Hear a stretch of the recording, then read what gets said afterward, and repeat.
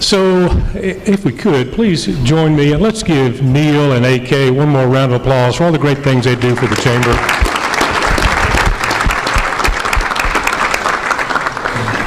So, I'm very excited to be here today with this great panel, and I know you're looking forward to their insightful comments as I am. As Neil mentioned, my name is Keith Coker. I'm the Dallas CEO of BBVA. BBVA started operations 162 years ago in 1857. We currently have offices in over 30 countries around the world. In the United States, we are primarily Sunbelt based, but we do have coverage for all 50 states. And I wish the governor were here to hear this next comment that I'm going to share with you. We're very fortunate to have approximately 55% of our U.S. customer deposits in the great state of Texas. I'm very pleased to share some fairly recent news with all of you. That BBVA recently received recognition by Global Finance Publication as the best bank for corporate clients in this year's edition of its flagship Best Global Banks Award. So we're very pleased. That's new news. It just came out yesterday. So exciting for us. At this time, I would like to ask the panelists to please introduce themselves. And Lucy, if you don't mind, we'll start with you. It's a pleasure, and a pleasure to be here. I'm Lucy Billingsley, Billingsley Company, family business firm and commercial real estate development in Dallas. That's enough. You know, yeah. Go ahead, Robin. Good afternoon, everyone. My name is Robin Bentley. I work for the City of Dallas in the Office of Economic Development, and my team is over corporate recruitment and corporate retention, so trying to get businesses to come and stay here in Dallas, and then the related areas of small business and workforce development. I'm Stephen Clayton. I'm in the Community Engagement Group at the Federal Reserve Bank of Dallas, and I was hoping to share some really interesting statistics about my bank, but we seem kind of young compared to your bank at only 106 years old. But I can claim 100% of the deposits at the Federal Reserve Bank of Dallas come from institutions inside the 11th District. Okay, great. And my group is responsible with sharing economic information, building relationships in our community to support our understanding and your understanding of the economy, and I'm excited to be able to do that today. Well, I just met Stephen, and he's picking on me already, so I guess I can see how this is going to go. All right, so before we get into some of the Q&A and comments from our panelists, I'd like to share a few statistics with you. You know, being a banker, we love statistics, and I think you're all going to love to hear some of these. The DFW population continued to climb in 2018. Recently released census data show that from July 17 to July of 18, the Metroplex grew by over 131,000 people. The largest numerical increase among metro areas in the United States. Net domestic migration, now here's an interesting stat for you. Net domestic migration accounted for 34% of the growth in DFW population, meaning that approximately, and I love this stat, 205 people moved to DFW every day last year. So let me put that into context for you. Two-thirds of this room moved to Dallas every day last year. All right, there's a visual for you. DFW is the fourth largest metropolitan statistical area in the United States. And as we heard, now we're a little bit larger than Russia in some context, right? With a population of 7.5 million in 2018. Lucy, this is one that you and I can certainly appreciate. Since 2010, DFW has added 1.1 million residents, ranking number one in the nation in numeric increase. Those are fantastic statistics, and obviously some of the reasons why we're so excited to be here in this Dallas area. So Stephen, if you don't mind, I'm going to start off with you with a question, all right? It's a little bit of a two-part question. I've shared some data on the growth we've experienced. What have you and the Federal Reserve Bank seen in terms of economic growth nationally, and how do you see that comparing against what you're experiencing here in this market? Thanks, Key. Nationally, we've been on a 10-year run of economic growth. Since the end of the recession in 2009 through current, the economy's been growing, unemployment's been falling. While most people I meet don't really believe me, the recession ended in June of 2009. And so we just surpassed the 10th year anniversary of falling into growth. Since unemployment peaked, we've been consistently ticking down to now where national unemployment sits at 3.7%. Year-over-year GDP growth in the nation is hovering around 2%, a little bit under. And that's where it's been since the end of the recession, but it continues to move forward. Texas, fortunately, and I think Governor Abbott did a good job setting this up, is outperforming the nation as a whole. In 2018, Texas grew robustly. Our job growth was 2.4% in the state.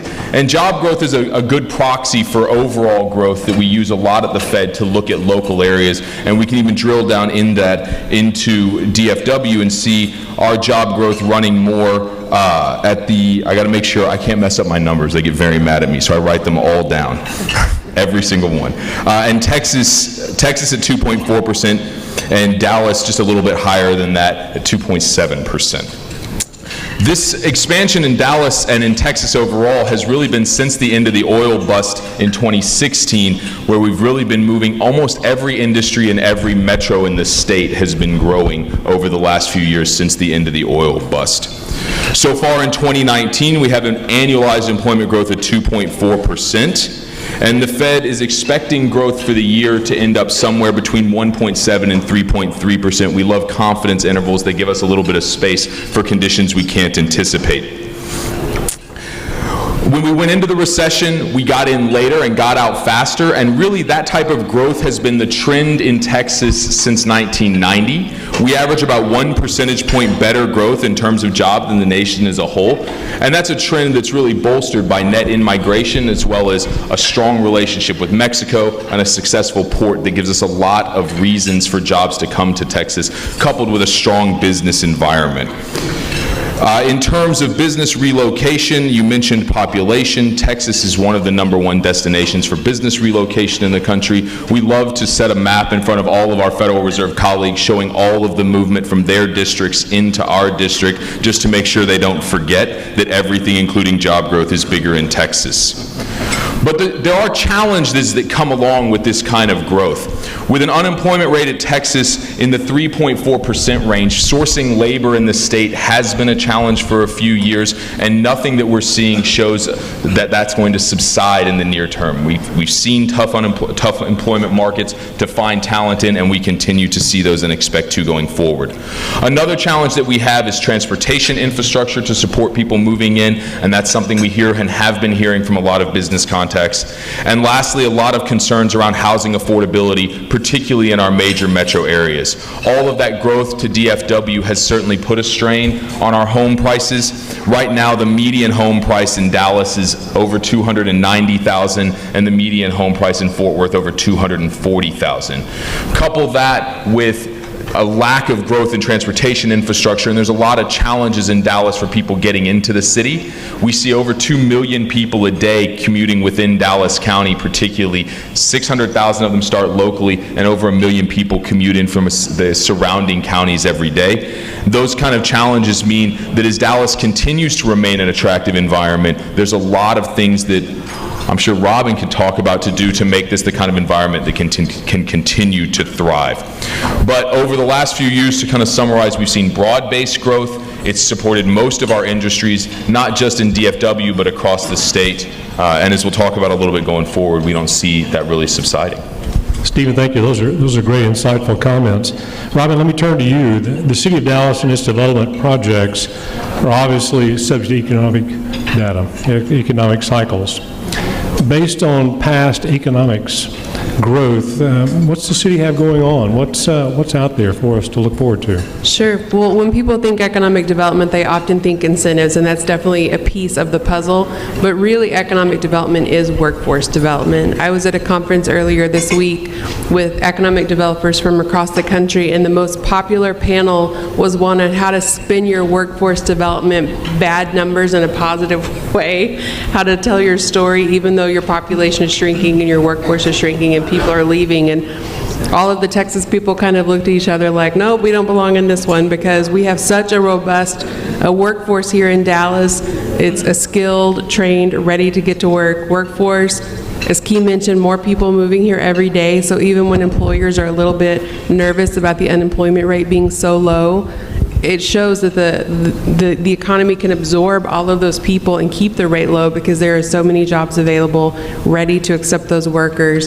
And then really, for all of you who stood up as educational leaders, thank you especially, because the programs that you're doing, the work that you do, makes my job so easy, because the companies looking at Dallas, they're drawn here by our existing workforce, but one of the first questions they want to ask is, what are you doing to ensure that the pipeline stays strong?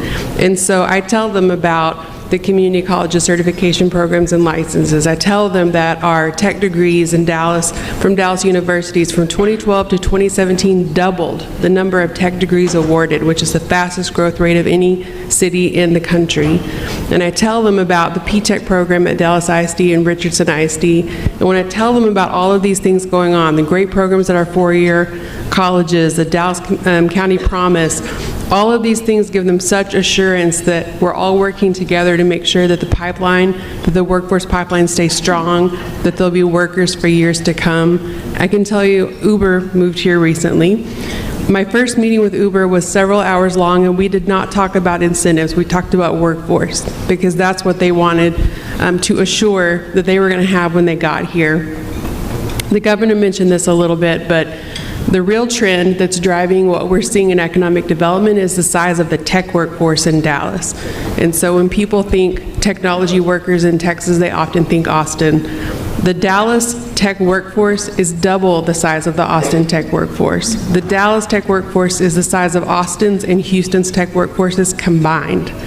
And so that word has definitely spread in the wake of the HQ2 RFP process. The site selectors are now fully aware of what we have to offer here in Dallas.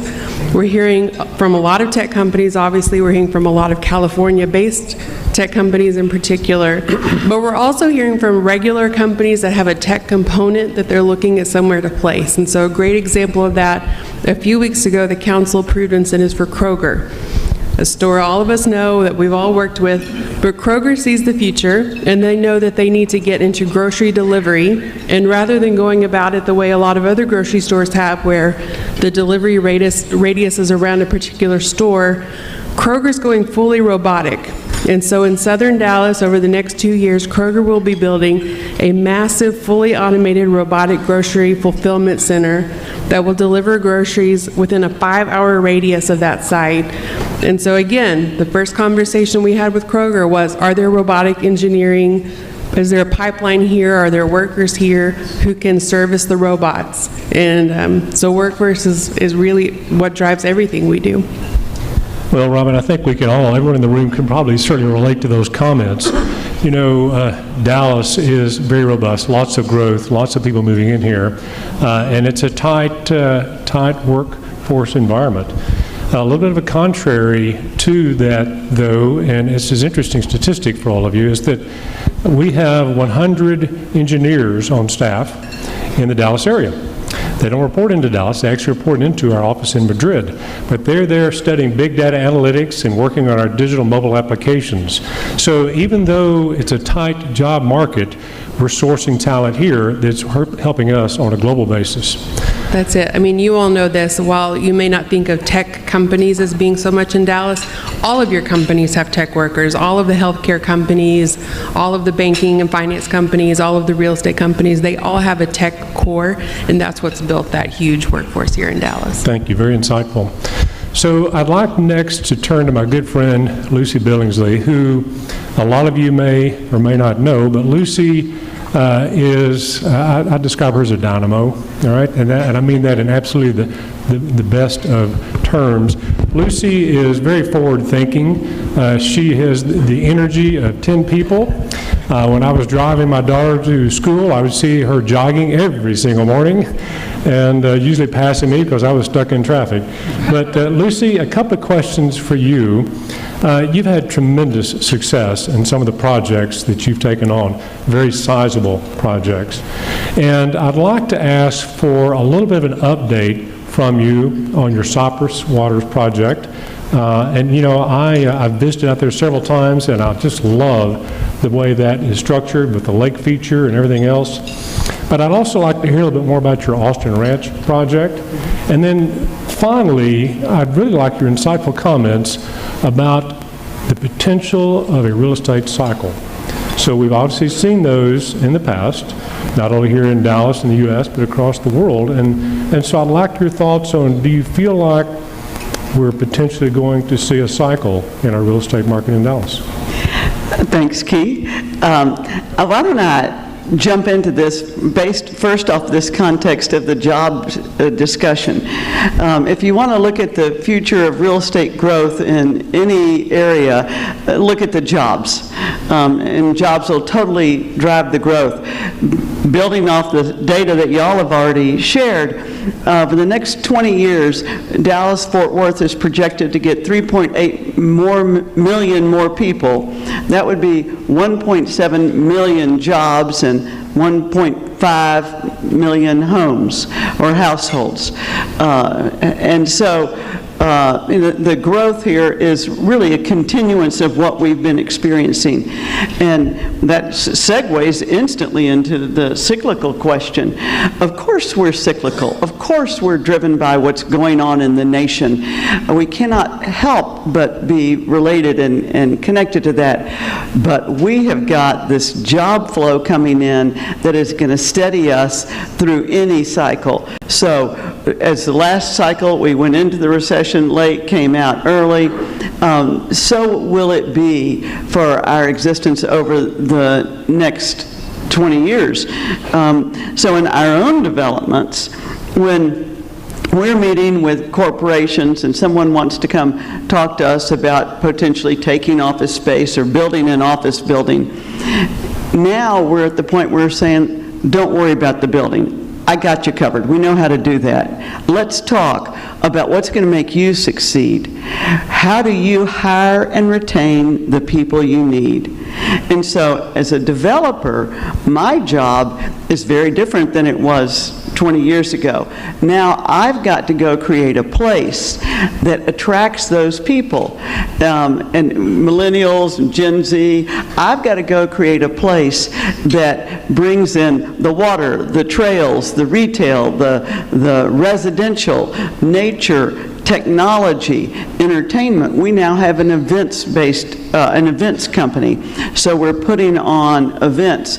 So we're doing all of this because we obviously want to attract people to live in our apartments. We obviously want to attract corporations. And to do that, we have got to become a place.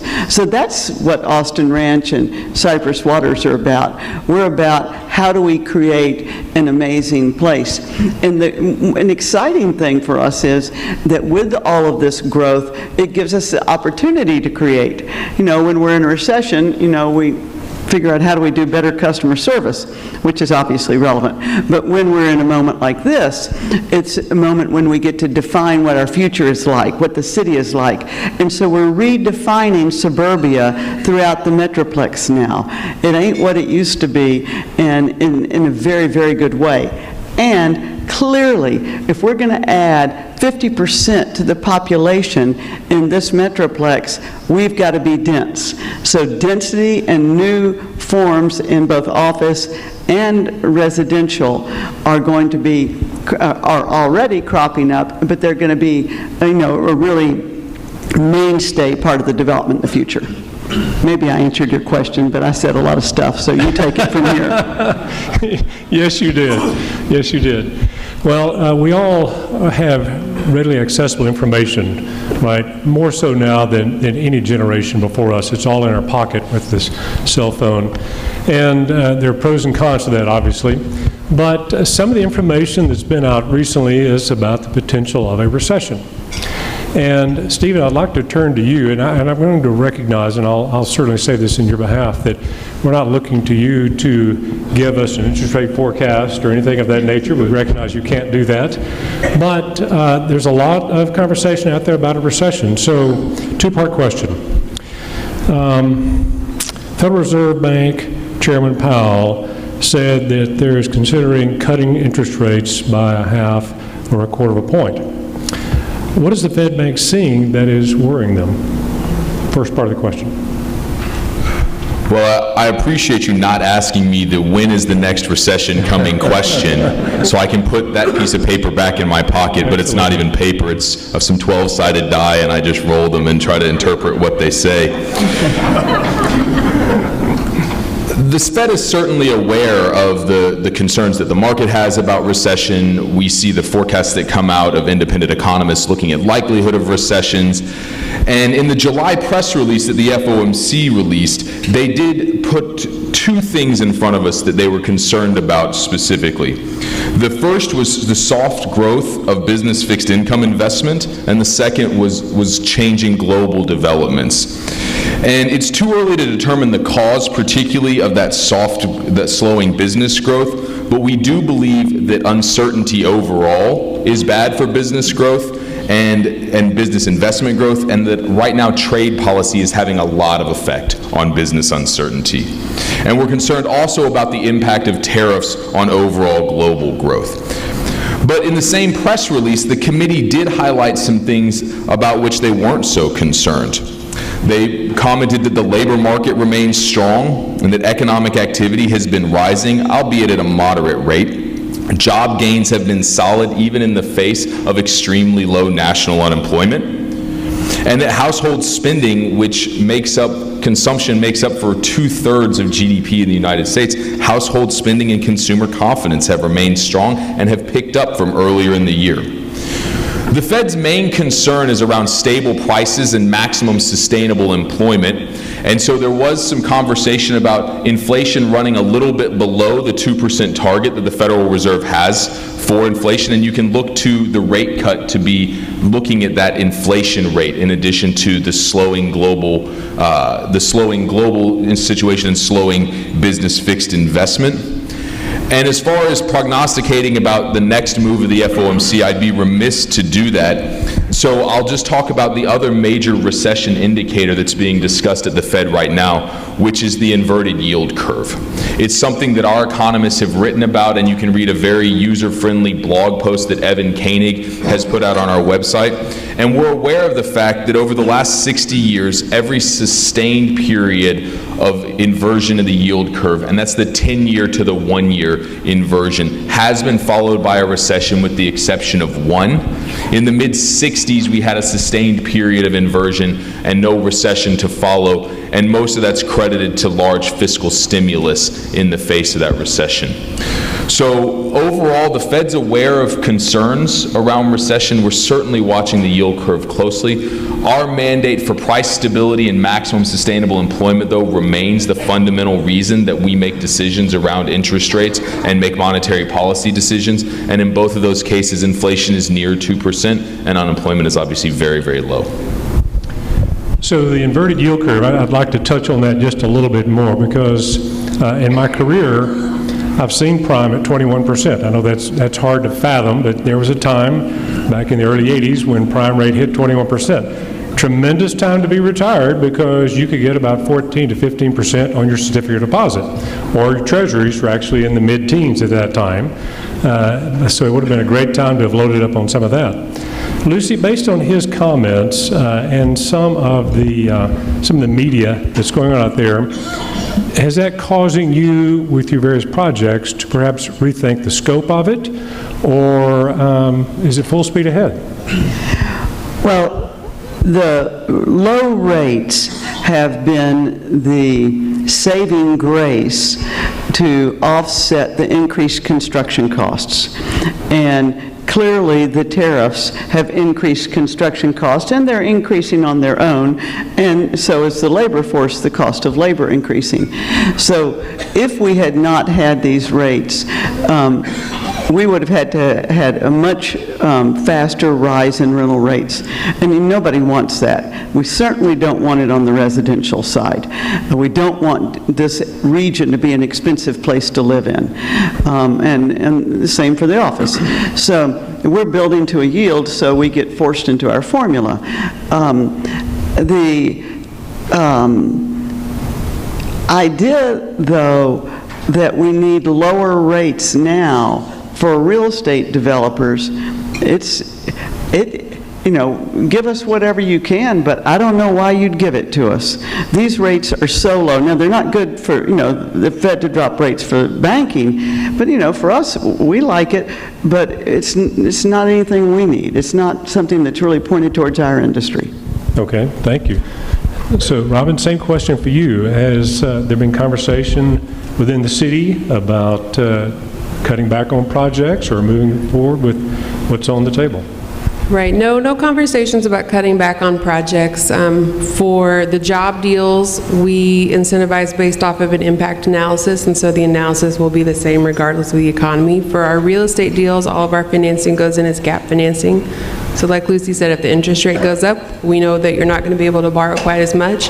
It'll create a gap, and that's where we can step in. So deals will still get done. They may just look a little bit different. The capital stack may be a little bit different.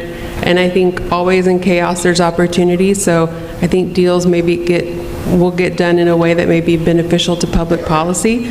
If developers need help from the government, we can leverage that to ask for things that enhance public policy. For example, on all of our job deals now, we're asking for a minimum wage of $15. No one has balked at that. Everyone's been comfortable with that. And I think it's because Amazon raised their distribution center price, pay raise to $15. And so that sort of set the market for, especially for industrial, but really even for office, it's been accepted by everyone. MWBE is required, but it's, again, a public policy issue for the city, and if we're involved in a deal, it's something that we can ask for. We're asking for local hiring. If we're giving money from the City of Dallas, we want companies to hire City of Dallas residents and to hold job fairs in the City of Dallas and to focus on either hiring people who live here now or making sure that people that they hire move to Dallas. And so if I'm involved in a deal, I can leverage those, whereas in a really good economy where someone can build something or move a company based on their own equity and bank debt, which is great, but it doesn't give me a toehold in the door to try to influence any of those policies. And then I'd say the last thing, if we are moving into some sort of downturn, I'm just curious, I don't know the answer to this, but at the end of 2017, the federal government passed the Opportunity Zones legislation. We've not seen a lot of opportunity funds investing in Dallas, and I'm curious if other investing options become more risky feeling, if people will start putting their capital gains into opportunity funds as a more secure sort of investment. I have no idea what the answer is to that, but I'll be curious to see if that's the direction we're headed. Okay, thank you, Robin. That's great to hear. Well, based on some of the comments that the governor made and some of the statistics that Lucy shared a few moments ago, this question will be for the panel, for all three of you. We have a room today that are full of entrepreneurs, and the entrepreneurs are always looking for new opportunities. Sounds like, based on some of the stats you shared, Lucy, that buying land in southern Oklahoma would probably be a good play right now because we're kind of heading that direction. But short of that, I'd love to hear some comments from the three of you on where you see opportunities for investing or for entrepreneurs. So I think, again, a kind of a deeply unsatisfying start. The Fed doesn't give investment advice or lay out opportunities. There's a disclaimer. Okay, go ahead. I have a second disclaimer that should be running behind me that says all opinions are my opinions and mine alone and not representative of the Federal Reserve Bank of Dallas or the Federal Reserve as a whole. You have to say that really, really fast. Yeah, right? I try to burn through it like it's the end of a commercial on the radio telling you the side effects of the next best drug out there. So, from what we're seeing at the Federal Reserve right now, with the notable exception of upstream oil and gas, growth in Texas has been and continues to be very broad-based. And that's true not just in terms of sectors, but geographic areas. All of our major metros are doing well. Dallas-Fort Worth is doing very well as a metro area. And in spite of the weakness in upstream oil and gas, midstream and downstream are booming. We're exporting record volumes of oil and gas, petroleum products, and petrochemicals, again, in spite of the upstream challenges. Texas's growth remains above our long-term trend of 2.1%, and the Fed's forecast for 2019 is above our long-term trend of 2.1, and we're forecasting 2.4%. So again, still seeing strong growth above what we've seen on trend. We've seen particularly strong performance in terms of jobs in construction, finance and accounting, leisure and hospitality.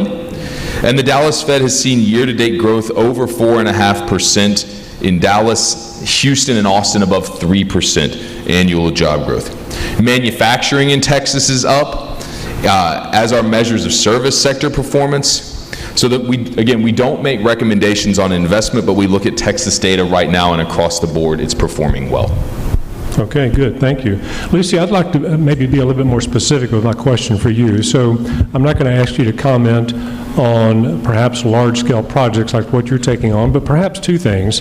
What about a smaller scale project, and or are there any sectors in Dallas real estate that you feel like we may be saturated? Real estate by its very nature is, major capital and large monies. Even at a smaller scale, the dollars are large. With the growth that we have coming, the value of anything you do in real estate's clearly going to go up. So you have to buy right, their costs have to be low, but then it'll go up. So what are smaller opportunities? One would naturally say retail, but we know that world is changing radically. Even so, with this population, we'll have more retail needs will be coming into the market. The online is eaten into the retail traffic at stores, and again with grocery stores delivering and all that. So that to me that's a scary market, but you can get to that market in a smaller bite size. Another interesting area is in the residential world. Again, with density, cities are now even changing the rules within cities, permitting people to have rentals in their in a back guest house or in a separate area, or start to cut up their homes into being able to rent out rooms. So I think you'll see, and people are buying homes. Major organizations are buying lots of homes, massive quantities of homes, just to have single family for rent. So those are sort of smaller. And obviously in the industrial area, you can have the showroom buildings and some smaller facilities of that nature. You just have to buy right, meaning buy at low cost and stand in the wave of growth. Be in the right location and hold on, don't overextend yourself, don't put on too much debt. And if you can do those three things, you're safe at home. And put it in your kids' names. Get your kids to own it so you never have to go through that process of inheritance tax. There we go. Great advice. So based on those comments, Lucy, and on the state of retail in the United States, I'm going to conduct a very quick straw poll here. As opposed to the positive, we'll go with the negative. Let me see a show of hands. Who has not ordered something to deliver it to your business or home by Amazon?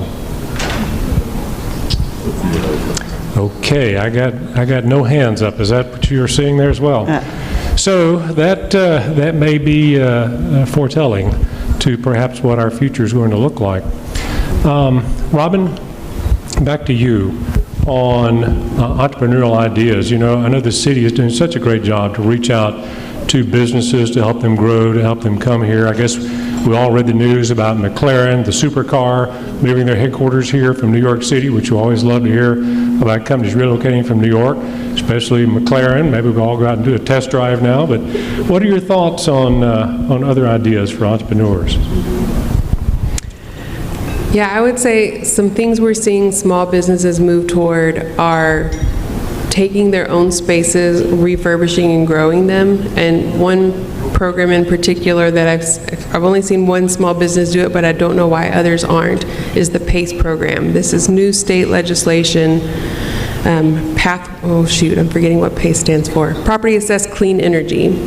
And we have a program in the city of Dallas. Essentially, it lets you obtain low-interest, long-term bank financing to do any kind of improvements to your building that would result in greater water efficiency or energy efficiency. And so that's everything from roofing to windows to plumbing to electrical. It could include solar panels and that sort of thing, but really just your fundamental construction rehab work that would make your building more efficient can use this program. And what makes it work for the lenders is instead of putting a traditional lien on your property like a mortgage or a deed of trust, the city assesses your payment as part of your taxes. And so it's pretty much a sure deal for the bank that they're going to get paid since we're collecting on their behalf.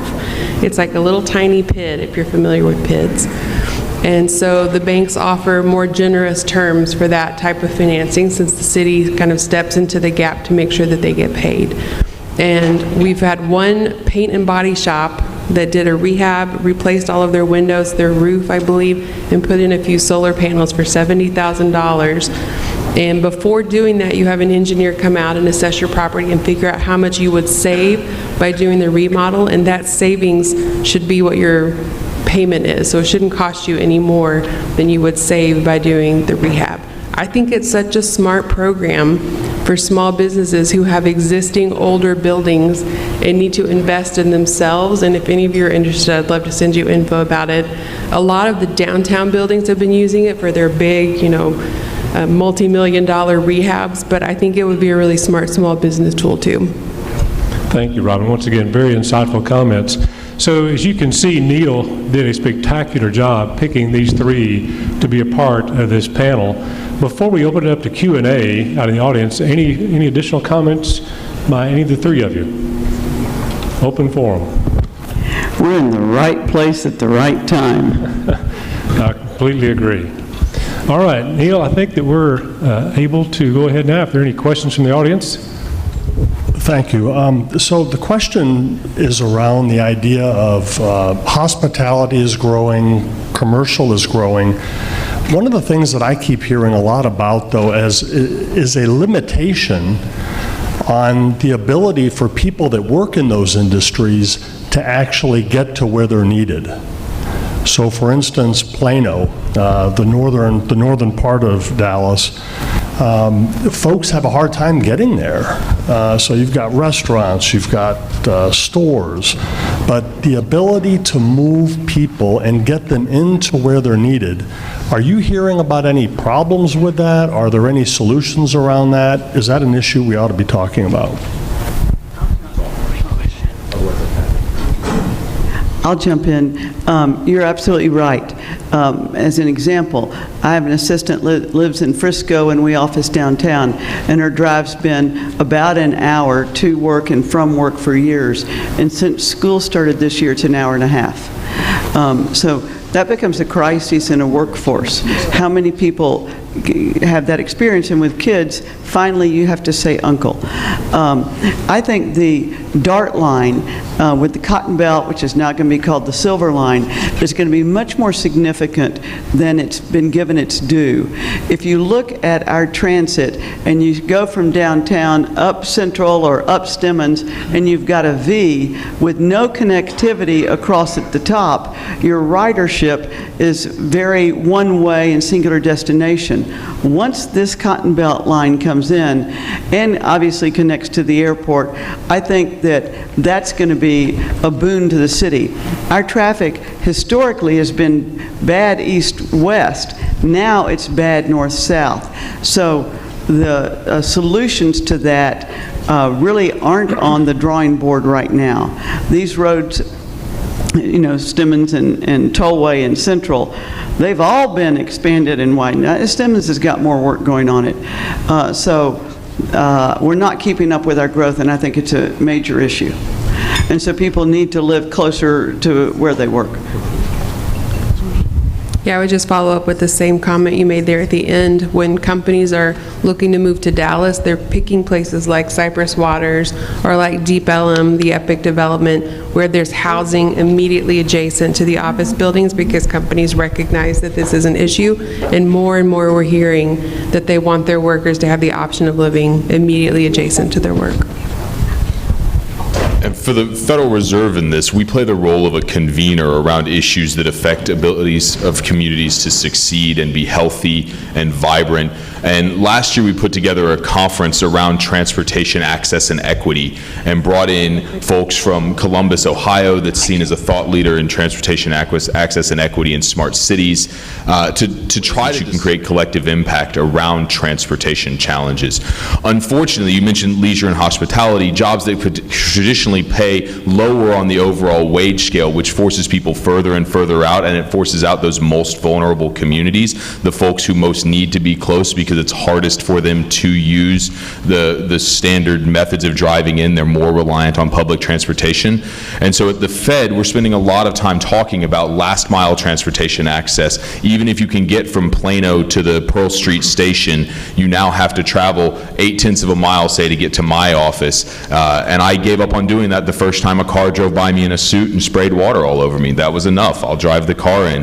And you talk about traffic getting worse. I live 70 miles north of downtown Dallas, and I can tell you it's 2 minutes a year. Every single year my commute gets 2 minutes worse, and it's each way. And so I leave the house at 5 o'clock in the morning to get into the office, and I'm looking forward to leaving as soon as this is over and driving back north and logging in from the house. One of the things that we're hearing anecdotally from the companies we work for is companies that aren't in this face-to-face service sector are looking more towards remote work and more opportunities to do that, and you can lump the Federal Reserve in with that as well, increasing the opportunity for workers to not have to commute, but that puts strain on different infrastructure. Now you're looking, I live in a relatively rural community, you're looking at what's my access to consistent internet, how's my cell phone service in my house with a metal roof. So all of those things start to come into this, and as city planning goes forward and we think about the re-urbanization that's happening across the entire country, and Texas is no exception, more and more people from our rural areas, in addition to the folks moving in from outside of the state, are clustering in our cities. And so it's just exacerbating this situation more and more. So the Fed's role in this of pulling people together is to create an opportunity for dialogue to happen around these critical issues that may not look like reading data off a sheet about the economic performance, but that when we look forward, we recognize without ways to address these challenges, it's going to be more and more difficult for people to get access to services and for communities to be healthy. Well, obviously you hit on a hot button there with that question, so well done. I, like Lucy, have an assistant that has an hour commute in every morning. And I can give you a firsthand update on DART ridership because it goes right behind our building. We're on Central and Caruth Haven. And as I pull into my parking spot every morning, the train runs about 50 feet right there in front of me. And every single morning it's packed. Absolutely packed. So that's a good sign because that's taking traffic off of Central Expressway that a lot of people would have to fight. But I still think there is some resistance and to what you're commenting there, Stephen, to driving over to the DART station to then ride down to our offices. There's a station a quarter of a mile north and a quarter mile south. And we could figure out a way to pick up those employees, but they still enjoy that time in their car listening to the radio or listening to books on tape or any number of other things. But I think the more that pain threshold continues to increase, the quality of life will drop, and there'll be more people probably opting for the DART, which we're so blessed to have that. Next question. Yes, right over here. Good afternoon. My name is Vish Vishwanathan. I'm an entrepreneur and an angel investor based in the great city of Dallas in the wonderful state of Texas. My question is regarding the availability of capital for early stage companies and startups in this city. As an angel investor, I have access to syndicated information about what the investment scenario in the country. I noticed that San Jose, California, or the Silicon Valley, and Austin seem to get a disproportionately higher attention from venture capitalists and angel investors and PEs. As a resident of Texas, I've seen our wonderful institutions here, UT Southwestern, UTA, UTD, all of them represented here. And the students and the entrepreneurs have excellent ideas, but they don't seem to get the same level of attention that those cities are getting, which I think is not very fair. My question is, what can we do collectively to address that issue, and what as entrepreneurs and investors we can do as well? Thank you. Okay, there we go. So that's a really good question. Actually, JP Morgan just funded a study in the city of Dallas with a group called Next Street to look at why our entrepreneurship and small business infrastructure is or is not working, and basically what they found is it's not working. And there are a lot of groups doing a lot of good things. The community college has a very robust small business program. The city has its own small business program. There are lots of other loan providers around town that have small business programs. The Dallas Entrepreneur Center is doing its thing, but no one is really convening the community. And beyond that, there are a lot of banks ready to make loans, but there's no one making sure that the borrowers are getting ready to take a loan. And so that study just wrapped up. The outcome of that is that they've asked the Dallas Entrepreneur Center in conjunction with the City of Dallas to lead an ecosystem sort of building effort to make sure that all of the various efforts happening in the City of Dallas, or really in the greater region, are coordinated, and that there's somewhere, if you are an entrepreneur or a small business owner and you need help, that you know where to go, because Bill J. Priest is a good asset, but it's one asset. And the city's an asset, but we're one asset. But if we're all coordinating together, then we have a lot more scope in how we can help people stand up a business or write a plan or find financing or find venture capital financing or put on events like the one that happened earlier this week. Because we're all doing good work, but we're just not rowing the boat in the same direction quite yet. But that's the goal of this new effort that Chase has funded. Question over here. Hi, yes. I'm Paul Nichols from UT Dallas. Actually, a quick comment on what you just said. I used to be in venture capital, and now I teach venture capital and early startups. The two most important things that a startup company needs is its first customer and its first source of capital. We still don't have the venture capital, the early stage funding that we used to, that we lost in the early 2000s. And we need a lot more companies willing to engage with younger early stage companies so they can provide that pipeline and be that first customer for them. So, just a quick comment. Actually, I wanted to piggyback off the question from the gentleman earlier. I've seen some numbers that are kind of concerning in terms of our infrastructure, in terms of our fresh water supply, and our ability to generate electricity and transmit that to the places it's needed. What are you seeing in terms of investment at the city, county, and state level to make sure we can support all the people that and the companies that we know are coming in the next 50 years? So I can only speak for the city of Dallas, but we heard loud and clear that streets were a major issue for the city. It was half of the 2017 bond proposal was funding for streets, $500 million for funding for streets. And so I know that infrastructure is key. It's just a huge expense, and I know it'll be a priority in all of the budget and bond issuances as we move forward. For projects that I'm working on, it's always an ask, especially if they're in southern Dallas where it's traditional pasture land and there is no connectivity and there is no water line and they're having to put in their own curb cuts and really build out the infrastructure for a project as they need help from the city. And really they're not asking for a lot of help, they're asking to know that we're there at the table with them. So we did that for the Kroger deal. They're building at the very northern part of the inland port by Cedar Valley. There was really nothing there. There's no stoplight, there's no curb cuts, so we're going to have to connect in Encore redundancy because it's, you know, a huge warehouse full of groceries. They want to make sure that they keep power. And so the infrastructure portion of that deal is what tipped it from coming to Dallas or going somewhere else, and so we stepped in to help with that infrastructure. I don't have a great answer on how systemically we'll make sure that infrastructure grows at the pace that the population is growing, because the population is growing so quickly. But on the deals where I can step in and help, that's something we're obviously willing to do. Well, y'all, let's give our panel a big round of applause.